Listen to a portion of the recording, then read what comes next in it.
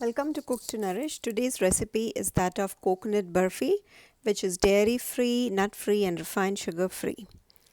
Alright, so let's get started. In a saute pan, heat coconut oil 1 tablespoon along with 1/4 cup of coconut milk. I'm using canned coconut milk here, organic, and then half a cup of maple syrup.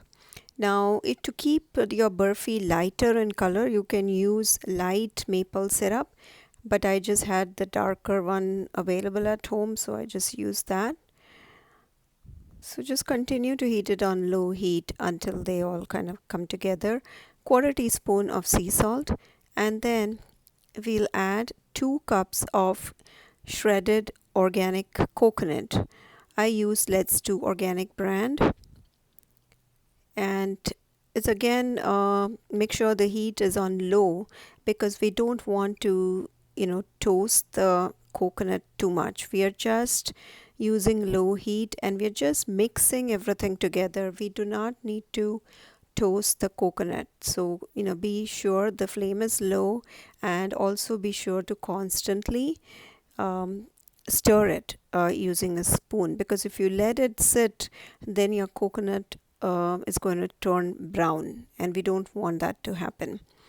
Also, we are adding the coconut in steps. Like I added 2 cups first, and the next 1 cup we'll add a little later. That is so that to get the right consistency or the texture. So the first 2 cups that you add will be a little bit softer, and then this third cup that you add will continue to give a little bit of crunch in your burfi. So that's the reason we do this in steps. So here again, after adding the coconut, continue to stir again on very low heat. Next, you can add 1 more tablespoon of coconut oil, just so that it comes together as a cohesive mass. And again, just see the flame is very low, and I'm constantly mixing. So keep doing this for about 2 minutes or so, not longer. And then I am also taking saffron threads and crushing them so that you get more of the flavor.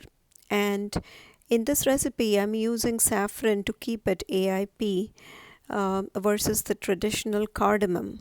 So cardamom is a seed and it is not AIP. And then saffron also gives it a different kind of flavor profile altogether. So kind of liked this addition or of saffron in this recipe. So you just add the powdered saffron into this and continue mixing it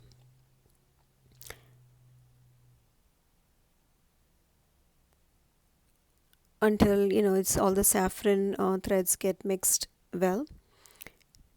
Turn the heat off, and then meanwhile what you do is you just kind of grease a pan. I take a brownie pan and line it with parchment. So I grease it so that the parchment paper sticks to it well, and then just dump the mixture that we made into this pan.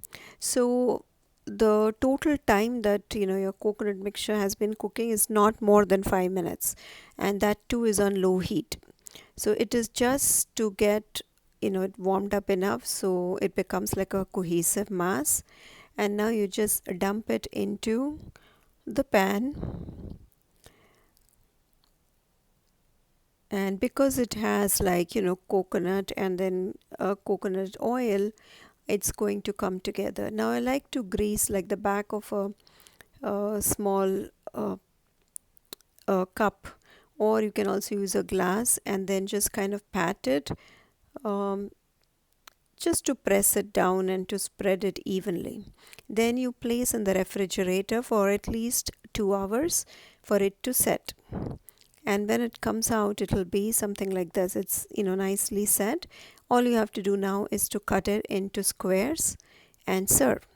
So use a large cutting knife, and then cut it into like uh, 16 squares, or your desired size, whatever size you like to keep it to, you can cut it that way. But it is nicely set now and ready to be enjoyed.